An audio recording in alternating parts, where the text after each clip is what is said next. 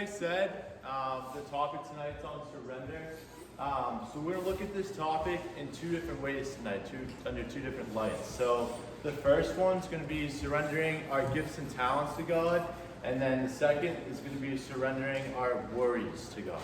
So going over like the first one. So a lot of you guys here, I'm sure, have a lot of talents. Maybe it's academic related, maybe you're very good at mathematics, maybe very good at history or a certain subject in school. Maybe a lot of you guys are athletes, you're very athletic. Maybe we have a lot of people that are artistic, they like to draw, maybe they're good at drama. So there's different gifts and talents that God has given each and every one of you. And so one way that we can surrender these and why we should surrender these to God is because He's going to multiply them.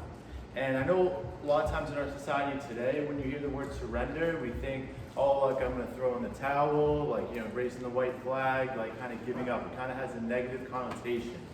But surrendering in the case of our faith is something that takes a lot of courage and a lot of strength to do, because when we surrender to God, we're giving Him these gifts and talents that we have so He can multiply them and then use them for His glory. So, for an example, looking at, do you guys know Tim Tebow? And you guys have heard of Tim Tebow, football player. So God gave him the talents of athleticism.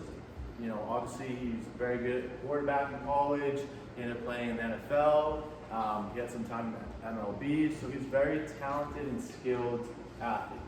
And so he used that gift that God gave him to glorify God, and he used that platform to give praise back to God. So you see him, the Tim Tebow kneel before a game, he prays. And that platform that he's used and the money that he's developed from those areas of his life has been given back to God. And it's really allowed him to live on a mission, live on a purpose. We see so many people successful or wealthy that have all these things and they use them for themselves. They buy a big house, fancy car. They're just working interiorly, and then they're just continually pleasing themselves with what they have versus offering it and giving it to others. So tonight, I'm inviting you guys to offer the gifts and talents and skills that God's given you, and say to Him, Jesus, I surrender what you've given me. Help me to use this for your glory. And this is what might happen. For example, say you guys, go back to my example, say some of you guys are really great at sports. Maybe it's basketball. Say, God, help me use this gift of athleticism to glorify you and to offer this up for you. And what He might do is He might allow you to use that platform to help your teammates, to be a good example to them, to better yourself as a leader. And those gifts and talents will take you further in life, and it will help you to become a stronger individual, a stronger character.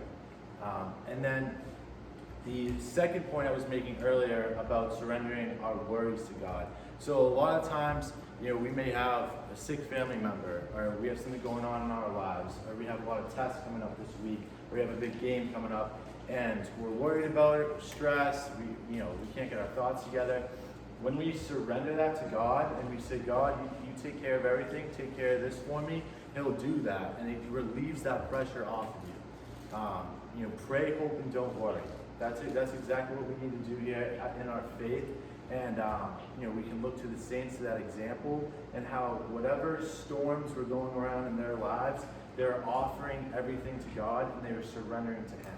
Surrendering is a strength in our faith, and we need to use this in every facet of our lives, so we're not putting the burden on ourselves, because individually we're not strong enough to handle a lot of the things that we have come our way. Some people say, God won't give you anything you can't handle, but sometimes He gives us more than we can handle, so we lean on Him for support and for help.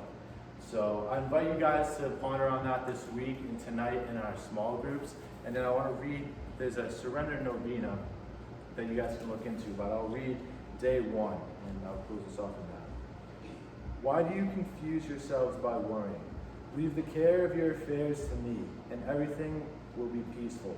I say to you in truth that every act of true, blind, complete surrender to me produces the effect that you desire and resolves all difficult situations. Oh Jesus, I surrender myself to you, and you take care of everything. All right, thank you guys.